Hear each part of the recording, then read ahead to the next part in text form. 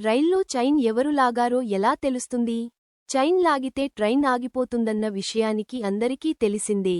అనవసరంగా చైన్ లాగితే జరిమానా పడుతుందన్న విషయానికి కూడా తెలిసే ఉంటుంది. మరి ఆ చైన్ ఏ బోగీలో లాగారో లోకో పైలట్, రైల్వే పోలీసులకు ఎలా తెలుస్తుందని మీకెప్పుడైనా డౌట్ వచ్చిందా? ఆ సందేహాన్ని ఇప్పుడు నివృత్తి చేసుకుందాం. మీరు ట్రైన్ను ఎప్పుడైనా నిశితంగా పరిశీలించారా? రెండు బోగీల నడుమ నల్లటి పైపులు వేలాడుతూ కనిపిస్తాయి. అందులో గాలి ఉంటుంది. ఆ గాలి విడుదలైనప్పుడే ట్రైన్స్కు బ్రేక్స్ అప్లై అవుతాయి. ఆ పైపులు చైన్ సిస్టమ్కి కనెక్టై ఉంటాయి. అందుకే చైన్ లాగినప్పుడు ఆ పైపుల్లో ఎయిర్ రిలీజవుతుంది. అలాగే అష్ అనే శబ్దం కూడా వస్తుంది. గాలి పీడనం తగ్గడం వల్ల ట్రైన్ నెమ్మదిస్తుంది. దీంతో లోకో పైలట్ అప్రమత్తమవుతాడు. 3 సార్లు హారన్స్ ఇచ్చి రైలును ఆపుతాడు.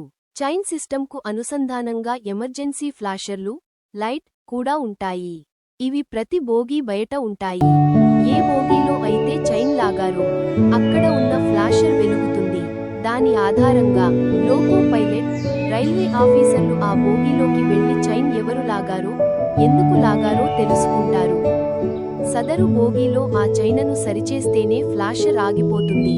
అనంతరం రైలును మళ్లీ స్టార్ట్ చేస్తారు.